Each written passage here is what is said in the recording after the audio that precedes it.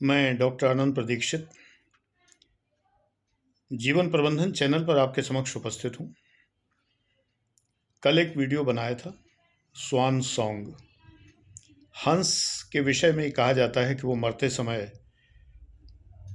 एक गीत गाता है जिसमें अपनी व्यथा प्रस्तुत करता है।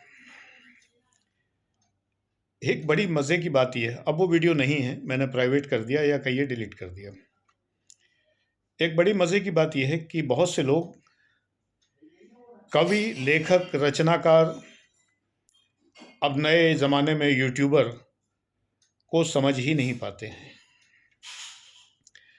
कवि जब कविता लिखता है कोई और फेसबुक पर पोस्ट करता है, और अगर वो दुख भरी कविता है तो तमाम लोग पूछने लगते हैं कि क्या हुआ, कोई तकलीफ़ है, कोई बात हो तो हमें बताएं। वैसे अच्छी बात है, लेकिन कवि तो जाने कितने लोगों की मन की बात कहता है, लेखक जाने कितने लोगों की व्यथा कथा कहता है।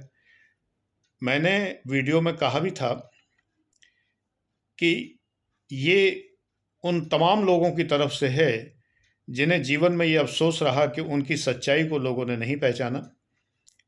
हंस इस बात के लिए रोता है कि हंस को लोग नहीं समझ पाते। साम्राज्य कौओं का है और बड़े बड़े आलीशान गाड़ियों में, आलीशान मकानों में डॉगीज घूम रहे हैं। इस बात का हंस को बुरा लगता है।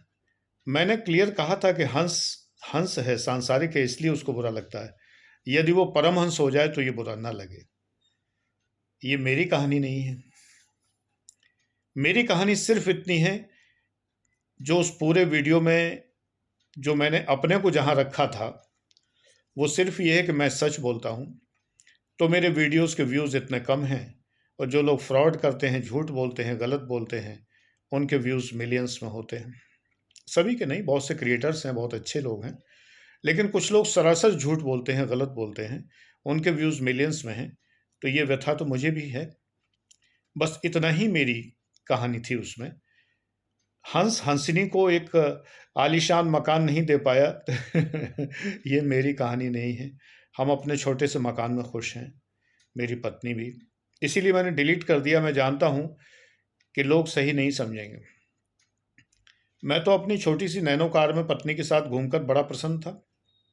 अब वो भी बेच दी, पुरानी हो गई थी, चलती भी नहीं थी। लॉकडाउन में साल भर, 1.5 साल खड़ी रही। मुझे उसकी भी समस्या नहीं है। मुझे कहीं जाना ही नहीं है तो मुझे कार की ज़रूरत ही नहीं है। जितने में मैं रह सकता हूँ उससे तो थोड़ा सा बड़ा ही है मकान, भले ही बहुत छोटा हो, 200 गज का भी ना हो। लोग कोठियों में रह रहे हैं आलीशान, मुझे ये नहीं है परेशानी। न मेरी हंसिनी यानी पत्नी को ये कोई परेशानी है। ये कोई मैं उनके नज़रों में निकम्मा हूँ कि मैं उनको वो नहीं दे पाया, ये नहीं दे पाया, ऐसा बिल्कुल नहीं है। मैंने तो वशिष्ठ नारायण का उदाहरण दिया था। समझने वाले समझते ही नहीं हैं। पता नहीं हमारे बच्चे इतने नासमझ क्यों हैं। आईएएस एस्पिरेंट हैं ज़्यादातर, फिर भी उनको ये समझ नहीं है कि मैं दूसरों की कहानी भी कहता हूँ। कई बार मैं यहाँ जब तुम लोगों में से बच्चों की केस स्टडी बताता हूँ तो मुझे बार-बार कहना पड़ता है कि ये मेरी कहानी नहीं है। कभी-कभी जब मैं परिवारों की बात करता हूँ, बहुओं की बात करता हूँ, बेटियों की बात करता हूँ, तो मुझे बार-बार कहना पड़ता है कि मेरी कहानी नहीं है। मुझे कोई समस्या नहीं है ईश्वर की कृपा से। एक बच्चे को तो यहाँ तक वो द्रवित हुआ, इतना दुखी हुआ कि उसने कुछ और बातें भी लिखी, और बहुत ही दुखी होकर उसकी सहानुभूति प्रशंसनीय है। लेकिन बेटे, हंस गीत जो मैंने वीडियो बनाया था, मैं सोच रहा था कि तुम लोग ये समझोगे कि इस संसार में बहुत लोग ऐसे हैं जो बहुत कुछ पाना चाहते थे, वो नहीं पा पाए। और मैंने उस वीडियो से ये संदेश देने का प्रयास किया था कि या तो परमहंस तत्व की ओर अग्रसर हो, अभी कर्म करो, भरपूर ईमानदारी से और अच्छी तरीके से पैसा कमाओ, जीवन जियो, हंस का जीवन जियो, और फिर परमहंसत्व की ओर बढ़ जाओ तो तुम्हें हंस गान नहीं करना पड़ेगा। जो स्वान सॉन्ग है वो नहीं गाना पड़ेगा कि मैं जीवन में कुछ नहीं कर पाया। मुझे कोई अफसोस नहीं है। मैं तो, ईश्वर की बड़ी कृपा है कि मैंने जहाँ हाथ डाला वहाँ मैं सफल हुआ। मेरे बही खाते में असफलता नहीं है।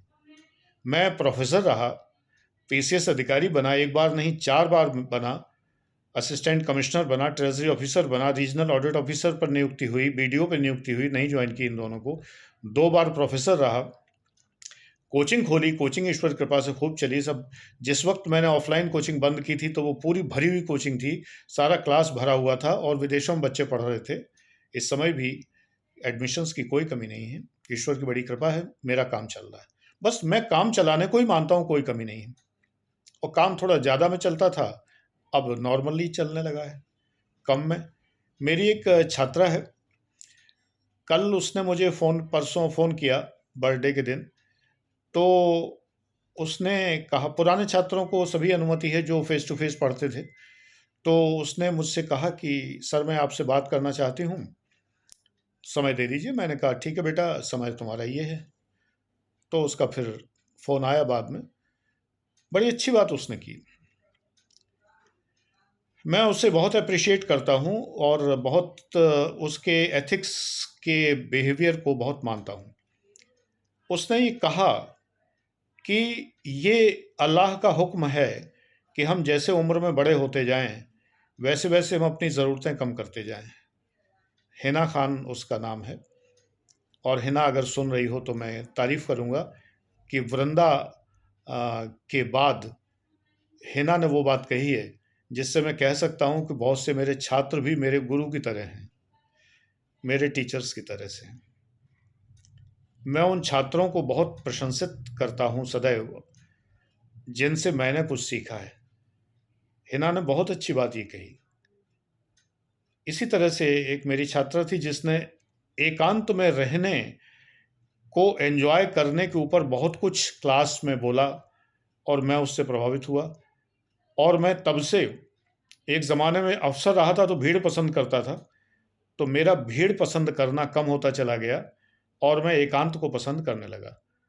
ये उसी के शब्द थे कि लोनलीनेस नहीं सर, सॉलिट्यूड मैं एंजॉय करती हूँ। मुझे नहीं पता वो कहाँ है, क्या है।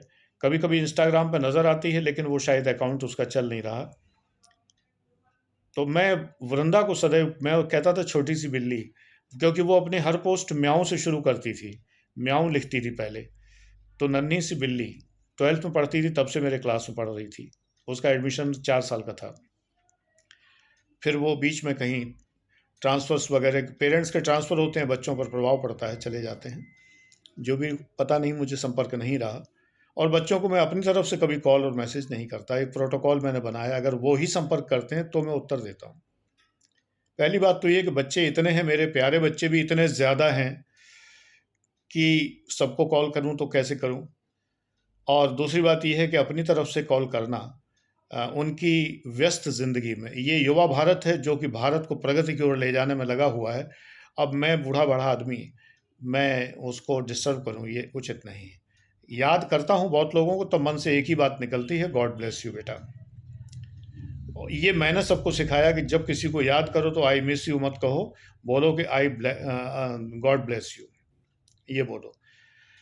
तो कवि को मिसअंडरस्टैंड मत करिए, मैं कवि नहीं हूँ, मुझे कविता नहीं आती है। हालाँकि मैंने कुछ कविताएँ की भी हैं, प्रकाशित भी हुई हैं। जो मैंने लिखा है वो सब प्रकाशित है, प्रकाशित हुई हैं, कब के पुस्तक संग्रह प्रकाशित हुआ था।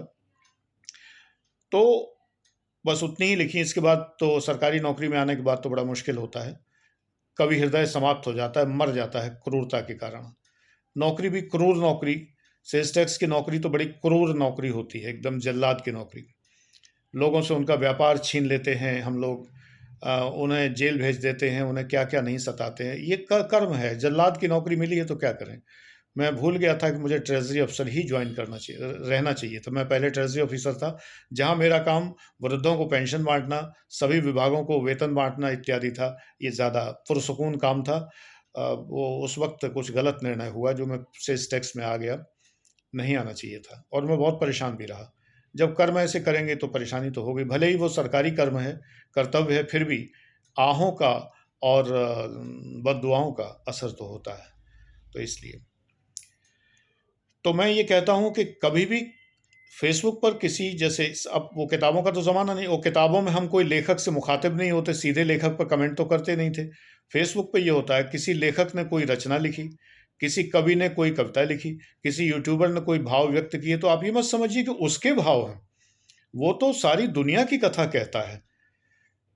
कोई कहानी लिखता है तो कोई थोड़ी कि उसकी कहानी है। हाँ, हो सकती है उसकी कहानी, कई लोग स्वीकार करते हैं तो वो आत्मकथा कहलाती है, कई लोग स्वीकार नहीं करते हैं तो वो दूसरे की कथा हो गई। मैं उसे केस स्टडी कहता हूँ, वो मेरी कथा बिल्कुल नहीं है। अब मेरे पास तो जन सैकड़ों किस्से बॉयफ्रेंड गर्लफ्रेंड के, धोखेबाजी के और प्यार के और इजहार के, इकरार के, मनोहार के, इनकार के और बेवफाई के किस्से हैं। ये सब कोई मेरे ऊपर तो नहीं बीते, जब मेरे वो प्राणी ही नहीं था मेरे जीवन में, जिसे कि आप लोग गर्लफ्रेंड कहते हैं। जब वो जीव था ही नहीं तो ये किस्से मेरे तो नहीं हो सकते। आप लोग मुझे लिख के भेजते हैं, उपाय पूछते हैं, हल मैं बताता हूँ, ज़्यादातर लोगों को सॉल्यूशन मिल जाता है। लेकिन अब मैंने व्हाट्सएप पर ये सॉल्यूशन देना बंद कर दिया है। पेड क्लास के बच्चों को भी कहा कि ये जीएफ-बीएफ वाली समस्याएँ मैं नहीं सुलझा पाऊँगा, यानी जो आनंद लाइफ बैच भी है, जीवन को आनंद देने के लिए वो बैच था। अब मैं एडमिशन नहीं देता उसमें, आनंद के लिए। आनंद चाहिए, आनंद की परिभाषा क्या है? मैंने अपना नाम आनंद इसीलिए तो रखा, मैं आनंद में रहता हूँ। मैं सांसारिकता में नहीं पढ़ता, क्लासेस चलाता हूँ, फीस लेता हूँ, पढ़ाता हूँ बच्चों को। जीवन है तो जब तक जीवन है तब तक व्यय भी है, और व्यय है तो बिना धन के वो व्यय पूरे नहीं होंगे। ये जो मैं आपसे बोल रहा हूँ, इसके लिए भी एक मोबाइल चाहिए, उसके लिए भी एक स्टैंड चाहिए, और स्टैंड भी टेबल पर रखा है। कमरे में एसी चल रहा है, उसकी बिजली का बिल भी भरना है, जनरेटर अभी-अभी स्टार्ट हुआ है, तो उसके लिए डीज़ल भी चाहिए और वाई-फाई भी चाहिए। इन सब में पैसा लगता है। अब इस सब से मुझे मिलता क्या है, ये बताइए? ज़माना व्यापार का है, इनपुट और आउटपुट का। इसलिए एक पेड बैच स्टार्ट किया, जिसमें जी जान से बच्चों को 1 टू 1 उत्तर दिया करता रहा हूँ, अभी भी दे रहा हूँ, जिनके बैच चल रहे हैं। 6 महीने का बैच होता है। अगर कायदे से चलते हैं तो 6 महीने के बाद भी असीमित समय तक आप मुझसे संपर्क में रह सकते हैं, और अगर मुझे इरिटेट करेंगे तो ठीक 6 महीने बाद वो संपर्क खत्म है। वो बीच में भी बंद किया जा सकता है संपर्क, अगर आप लगातार तंग करेंगे। ऐसा कोई नॉर्मली करता नहीं। सब बच्चे पूरी श्रद्धा से आते हैं, अवहेलना करने वाले 1 ही 2 लोग होते हैं। तो उनसे मैं भी मतलब नहीं रखता फिर।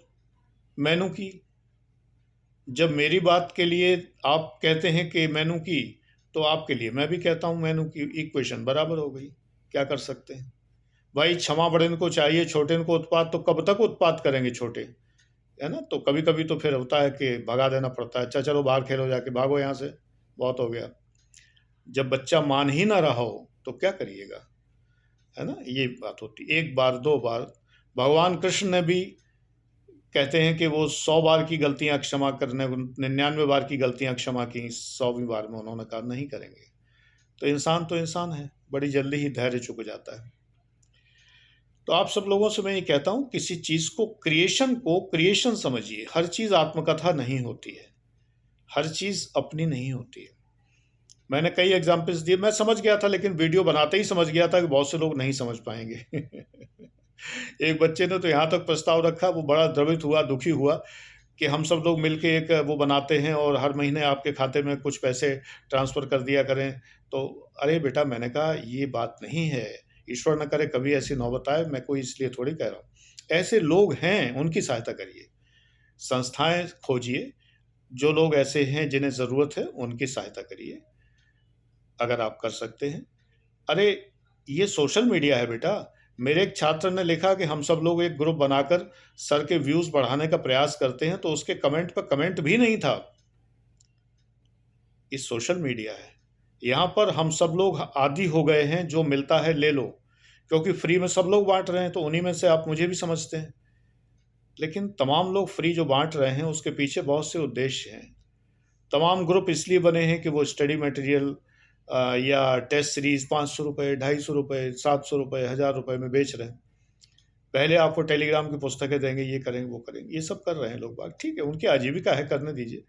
लेकिन मुझे उससे कोई आपत्ति नहीं। लेकिन सवाल ये उठता है कि वो चीज़ सार्थक तो हो। जो माली नहीं है, वो कहे कि मैं आपका बाग लगाऊँगा, तो आप लगवाएँगे? लोहे का काम करने वाले से के हाथ में बगीचा सौंपेंगे? आप लोग यही कर रहे हैं। जो स्वयं आईएएस, पीसीएस की किसी परीक्षा में पास नहीं हुआ, कभी सफल नहीं हुआ, उसको आप अपना करियर सौंप दे रहे हैं कि मुझे आईएएस बना दीजिए। ये काम आप कर रहे हैं। तो आपने तो लाहौकार के ज़िम्मे कोमल फूल कर दिए हैं। तो वो तो उनको अग्नि में तपा देगा, और फूल पिघल के आकार तो लेंगे नहीं, ये लोहा नहीं है। वो लौहकार बहुत अच्छा लौहकार हो सकता है, बड़े अच्छे औजार हथियार और लोहे के आइटम बना सकता है सुंदर से सुंदर, लेकिन वो माली नहीं है, फूलों को नहीं संवार सकता। ये बात तो आपको समझनी चाहिए। तो आपको ये समझना चाहिए कि क्रिएशन क्या होता है, क्रिएटिविटी क्या होती है, अर्थ समझने का प्रयास किया करिए, है ना? मैं फिर से उस बच्चे की प्रशंसा करूंगा जिसने ये बात कही, हालांकि मैं जानता हूं उसका साथ कोई नहीं देगा। आप किसी को तलाश लीजिए जिसे मदद की जरूरत हो, तो क्या आप मदद कर पाएंगे? ऐसे नहीं कर पाएंगे, कोई नहीं करता। और मैं आप सबको बहुत प्रणाम करता हूं इस बात के लिए। ईश्वर कृपा से ये नौबत किसी की ना आए कि जो उसको सोशल मीडिया पर फंड रेजिंग करनी पड़े, पैसा उगाना पड़े, वो नहीं। मेहनत करता हूँ, फीस लेता हूँ, रिफंडेबल भी नहीं है, पहले कह देता हूँ साफ साफ। पूरी परिश्रम करता हूँ, जी जान लगाता हूँ। इस 67 साल की उम्र में भी, अब तो ऑफिशियली 67वां वर्ष है, 67th, पूरी मेहनत करता हूँ। 18 घंटे निरंतर बिजी रहता हूँ, बीच में 10-10, 15-15 मिनट का नैप लेता हूँ, पावर नैप, और दिन भर काम करता हूँ। तभी अपने परिवार के लिए अच्छे से अर्न कर पाता हूँ, और ईश्वर की कृपा है, कोई कमी नहीं। तो इसलिए स्वान सॉन्ग जो मैंने कहा था, वो करोड़ों लोग हैं जो हंस गीत गा रहे हैं, यानी कि जिनका जीवन समाप्त होने को है और उन्हें लगता है हमने अपने जीवन में कुछ नहीं किया। अरे बेटा, मैंने तो जीवन में बहुत कुछ किया। I am always topper, gold medallist हूँ हमेशा, विश्वविद्यालय टॉपर हूँ, बोर्ड टॉपर रहा हूँ हमेशा। क्या नहीं मिला मुझे? अपनी पसंद की जैसी सुंदर सुशील पत्नी चाहिए थी, वो 18 वर्ष की उम्र में ही मिल गई, जो इधर उधर ताका झाकी नहीं करनी पड़ी। क्या नहीं मिला? इतनी बड़ी नौकरी, आईएएस रैंक की नौकरी, लोग तरसते हैं। वो नौकरी 15 साल पहले ही छोड़ के अपनी मर्जी से चला आया और शान से अपनी कोचिंग स्टार्ट की। ऑनलाइन जिस दिन स्टार्ट किया, तमाम लोगों ने कहा कि ऑफलाइन भरे हुए क्लास चल रहे हैं 2017 में, आप ऑनलाइन क्यों जा रहे हैं? नहीं चले तो क्या? चलेंगे कैसे नहीं? ईश्वर की कृपा मेरे ऊपर। जाके सर पे तू स्वामी सो दुख कैसे पावे, कहीं देख के मोहताज उदू ये न कहें, ये उनके बंदे हैं जिन्हें करीम कहते हैं। अरे मांगूंगा तो उस करीम से मांगूंगा, रहीम से मांगूंगा, अल्लाह से मांगूंगा, भगवान से मांगूंगा, खुदा से मांगूंगा, वाहिगुरु से प्रार्थना करूंगा, इंसान से नहीं मांगूंगा। मैं समझ गया था कि इस वीडियो को लोग गलत रूप में लेंगे। हाँ, अफसोस होता है, व्यूज़ जब कम होते हैं तो ये अफसोस होता है कि मैं जो अपनी बात ज़्यादा लोगों तक पहुंचाना चाहता हूँ, वो जिस बात में मेरा कोई स्वार्थ नहीं है। अब सोचिए कि पेड क्लास स्टार्ट किया, थोड़े से बच्चे आए, बस ठीक है, बस इसके बाद बंद कर दिया। ये आनंद लाइफ जानबूझ के फीस 5100 से बढ़ा के 11,000 कर दी, अब कोई वैसे ही नहीं लेगा। अब ये बैच जो चाहेंगे उन्हें फ्री दूंगा। किसी भी पेड बैच में होंगे जिन्हें पर्सनैलिटी बैच फ्री मिल रहा है, तो वो पर्सनैलिटी बैच के बदले, उसकी भी फीस इतनी ही है, उसके बदले वो आनंद लाइफ ले सकते हैं अगर चाहें। और जो लोग इस बैच में हैं, 5100 के बैच में, वो लोग वो बैच ले सकते हैं जिसमें पर्सनैलिटी बैच फ्री मिल रहा है। जैसे मान लो कि फाउंडेशन बैच है, उसके साथ में पर्सनैलिटी बैच फ्री है, और कोई आनंद लाइफ बैच में है। अब वो अगर फाउंडेशन बैच लेना चाहता है, तो उसके लिए जो वो 5100 इसमें दे चुका है, वो लेस कर दिए जाएंगे। यानी इस बैच में, आनंद लाइफ में जिन्होंने एडमिशन लिया है, अगर वो फाउंडेशन बैच में एडमिशन लेते हैं आईएएस पीसीएस के लिए, तो इस बैच को फिर उनके लिए फिर से फ्री कर दिया गया, यानी कि ये पूरे 5100 एडजस्ट हो जाएंगे 37,000 रुपए के बैच में। तो मैं तो अपनी तरफ से दे ही रहा हूं, लेता हूं तो दान नहीं लेता। मैं दान लेने वाला ब्राह्मण नहीं हूं, श्राद्ध खाने वाला ब्राह्मण नहीं हूं। ब्राह्मण को धन केवल भिक्षा, नरोत्तम दास ने इतनी गंदी बात लिखी है, ब्राह्मणों को इतना नीचे गिराया है जिसकी कोई सीमा नहीं, जिन्होंने सुदामा चरित्र लिखा है। और मैं सुदामा के चरित्र को बिल्कुल अच्छा नहीं मानता, जो मित्र से दान मांगने पहुंच गए। मित्र से दान नहीं मांगा जाता। ब्राह्मण थे, क्या नहीं कर सकते थे? बुद्धिमान थे, शास्त्रों के ज्ञाता थे, क्या नहीं कर सकते थे? ऐसे ही लोग स्वान सॉन्ग गाते रहते हैं। कल मेरा बताने का ये उद्देश्य था, जो कर्म ठीक से नहीं कर पाते हैं। मेरे व्यूज़ ठीक नहीं है अगर यूट्यूब पर, तो एसईओ में कमी होगी। जो भी बात होगी, मैं समझता हूँ इस बात को। मैंने कमेंट्स ऑफ कर रखे हैं, एसईओ में कमी आ जाएगी, सर्च इंजन ऑप्टिमाइजेशन में। मैंने डिमोनेटाइज कर रखे वीडियोस, नेचुरली एसईओ में कमी आएगी। ये बातें सब मैं जानता हूँ, मेरे बच्चे मुझे बताते रहते हैं, उन्हीं से सीखता हूँ मैं। बच्चे यानी आप लोग। तो मुझे पता है, कमेंट्स ओपन कर दिए हैं, वीडियो फिर से मोनेटाइज कर दिए। मैं चाहता हूँ मेरी बात ज़्यादातर लोगों तक पहुँचे, जो सही समझें। आपको परम ब्रह्म से मिलने के लिए किसी बाबा की ज़रूरत नहीं है। परम ब्रह्म आपका पिता है। पिता से मिलने के लिए दलाल की ज़रूरत नहीं पड़ती है, चाहे पिता प्रधानमंत्री क्यों ना हो, आप सीधे जाके मिल सकते हैं। इसी तरह आईएएस पीसीएस होने के लिए कोचिंग की भी ज़रूरत नहीं है। मैं शुरू से ही कहता रहा हूँ। लेकिन जब आप नहीं कर पा रहे हैं, तो फिर आप वो तरीके सीखिए मुझसे, मेरे पेड क्लासेस में आकर, जिनमें कि मैं बताता हूँ कि आप सेल्फ तैयारी कैसे कर सकते हैं। अब आप कहेंगे कि सेल्फ तैयारी की बात भी कर रहे हैं, अपने क्लास में भी बुला रहे हैं। भाई, जब आप सेल्फ नहीं कर पा रहे हैं और बनना है ही आपको, तो बीच का रास्ता ये है कि उससे पढ़िए। आप सिद्ध से पढ़िए, प्रसिद्ध से नहीं। प्रसिद्ध तो झूठे हो सकते हैं, कौवे ज़्यादा प्रसिद्ध हैं, हंस प्रसिद्ध नहीं होते। यही तो बात कल कही थी मैंने। तो आपको ये पहचान होनी चाहिए कि अगला हंस है कि कौवा।